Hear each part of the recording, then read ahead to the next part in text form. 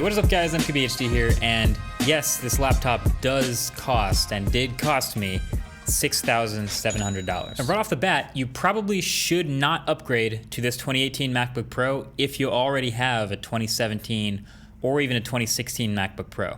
And it's not even really because of the price. But yeah, so this laptop did cost obviously a ton more than most other laptops or even most other desktops. But the real story is that this is the most powerful new laptop Apple's ever made. It's the new 2018 8th Gen Intel Core i9 15-inch MacBook Pro. And this is everything you need to know about it. So first of all, here are all the new specs. This is the new 8th Gen Intel Core i9, 2.9 gigahertz, 6-core CPU. There's also a less powerful version, but every single new 15-inch MacBook Pro now has a 6-core chip, which is dope.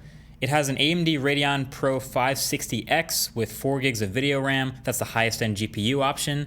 Has 32 gigs of DDR4 RAM, up from the baseline 16 gigs, and a 4 terabyte internal SSD, up from the baseline 256 gig. So yeah, this thing's clearly a beast on paper, but there are also a couple other things that are technically new also about this laptop that are more minor, but that are also worth noting. Number one is the new True Tone display. So it's everything we knew and loved about the old MacBook Pro displays, but this time it adds the ambient light color temperature sensor so it can dynamically adjust the white balance of the display based on the room you're in.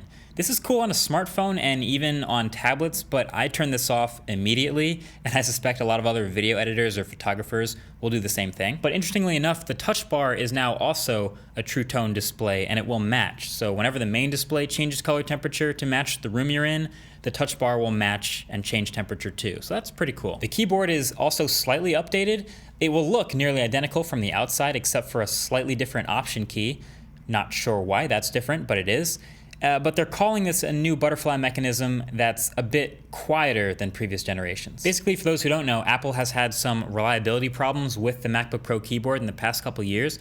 I actually haven't personally had any problems with mine, but I've read about a lot of this, which is people having, dust and dirt and things like that getting under the keys and breaking it. So teardowns have revealed that with this generation, Apple has added a bit of a membrane under each keycap to prevent debris from entering, and it happens to have the effect of slightly dampening the noise and feel from the keyboard.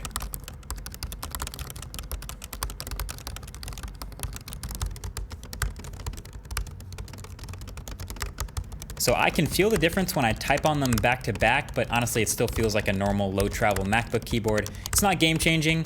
I would take more travel if I could get it. And then what's also new is the T2 chip. So last year's machines had the T1 chip, as you probably remember, and you got Touch ID, things like that. The new custom T2 chip has a bunch of other improvements and benefits, things like improved encryption and secure boot.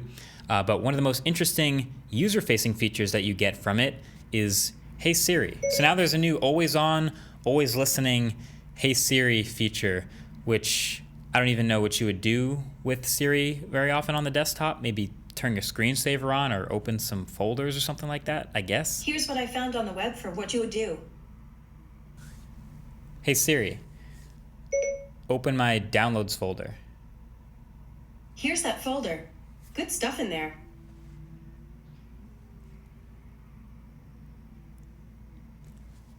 Please make Siri better. Anyway, those, like I said, are pretty minor things. What I'm really concerned about with this new laptop and what I'd be paying for is the new specs, the new performance, and that's what's going to decide if this laptop is worth the extra money and upgrading. So the new 6-core i9 is new at the highest end, and I'll talk more about that as far as render times and processing power and what that's useful for, but that's a welcome upgrade. The RAM, as you heard me mention, is now faster DDR4 versus last year's DDR3.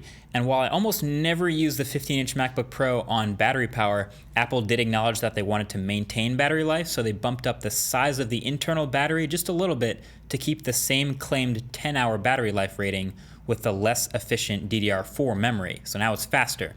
And this 4 terabyte SSD, or any size really, is literally the fastest internal drive I've ever seen in a laptop. I mean, I'm seeing nearly 3 gigabyte per second reads and writes, which is incredible. And you probably have already heard it's slightly controversial because it's so expensive, but pro tip, if you don't upgrade to spend the $3,000 on a 4 terabyte internal drive, you can get the exact same MacBook Pro as far as performance in a $3,000 machine. So clearly it's just kind of clickbait. But the thing about a drive this big, number one, it's hard to think of, to name another high-end laptop right now with a 4 terabyte internal SSD. That's a big drive. And number two, you really just get a lot as far as convenience, or I'd call it peace of mind, of having a big drive. Having a 4 terabyte drive on your mobile workstation, I said this in my Q&A, if you work with big files like I do, you need a big drive to have all of those things in one place without external hard drives and things sticking out of your laptop. I think I could personally get away with having just the 2 terabyte option on mine, just because pretty much every project I do is less than that, but having a 4 terabyte option is great. You just probably don't need it. You may have heard about the thermal problems with this, specifically this i9 15-inch MacBook Pro. Some have called it overheating, some have called it throttling, just generally the thermal problems. So let me break that down. Generally, Apple loves thin, quiet laptops, basically to a fault. They love being thin and sleek and quiet so much that they would rather throttle down the CPU a bit than kick up the fan speed to keep it cool. So like if I told pretty much any company in the world, look, you gotta make the highest end, most impressive workstation laptop you can with a big screen and big internals, you probably picture something with huge vents, this big thick chassis, maximum performance, fans cranking. You're only gonna match a desktop by making a big laptop. Then Apple comes along and their most powerful laptop is this thin unibody aluminum enclosure. It's very different. You definitely do get phenomenal build quality. I mean, this thing feels like a tank. It's rigid, it's dense, it's sharp and clean, but it also means not as much airflow. These fans are smaller, these vents are smaller, and just overall thermal design could be a lot better. And then on top of all of that, since Apple wants its laptops to be as quiet as possible all the time, even though they don't have to be in Pro machines, but since they want that, instead of ramping up the fan speed to cool off the laptop when it's getting warm, they throttle down the CPU so they don't have to ramp the fans up as high. That's the problem. That's what's led to people trying all kinds of things like sticking the laptop in the refrigerator to get it to cool properly and doing all kinds of tests with all these different apps and benchmarks to see how much it throttles. I actually decided to do my own test because I really rely on these MacBook Pros for one thing and one major thing only, and that's mobile video editing with Final Cut Pro. So the iMac Pro at the studio is a beast. Zero complaints from me there. Fast edits, fast exports. That's my slightly unfair benchmark. When I go mobile, when I go to like CES or some event where we're shooting a video and we need to have that laptop there, that's when I will bring the highest end Final Cut Pro machine that I can, which is now this i9 MacBook Pro. And I actually can edit 4K, even 6K and 8K red raw footage on the MacBook Pro at this point. There's a lot more dropped frames than the iMac, of course, but I typically bring the whole project to internal storage since it's so fast.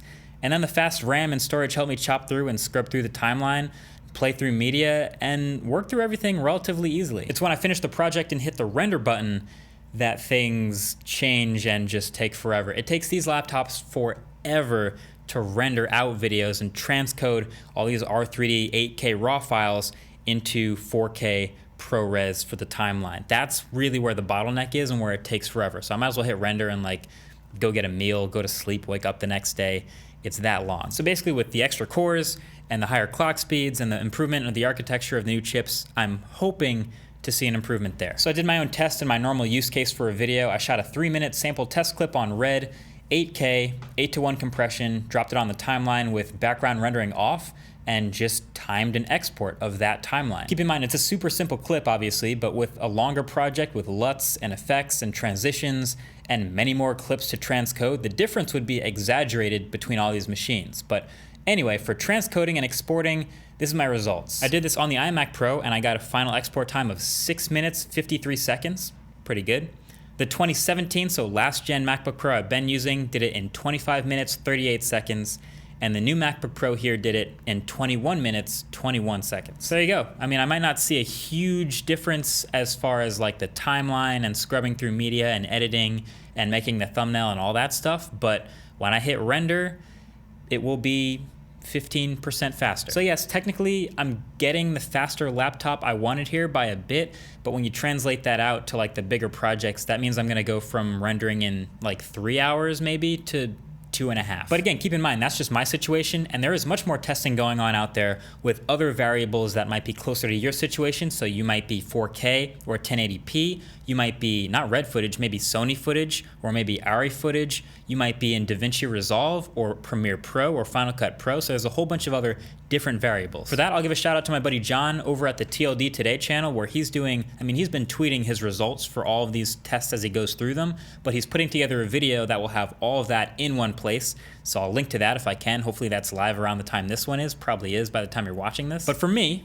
personally, for the exact way that I will use this laptop, it's just barely worth it. Like, I'm gonna keep it because I already have it, but for someone, again, who already has a 2017 MacBook Pro or already has a 2016 machine that's already high-end, you're probably, because of the throttling and because of the slight limit in performance, not really gonna need to spend the money on this one. At this point, it feels like Apple could probably get a bigger boost of performance out of actually changing and updating the MacBook Pro's design than just putting new chips in it. Maybe we should actually start asking Apple for thicker Pro laptops. Anyway, the point here is tread carefully, spend wisely, and I think for a lot of people, the smart move is gonna end up being to skip this great laptop and wait. But either way, that's been it. Thanks for watching. Catch you guys in the next one. Peace.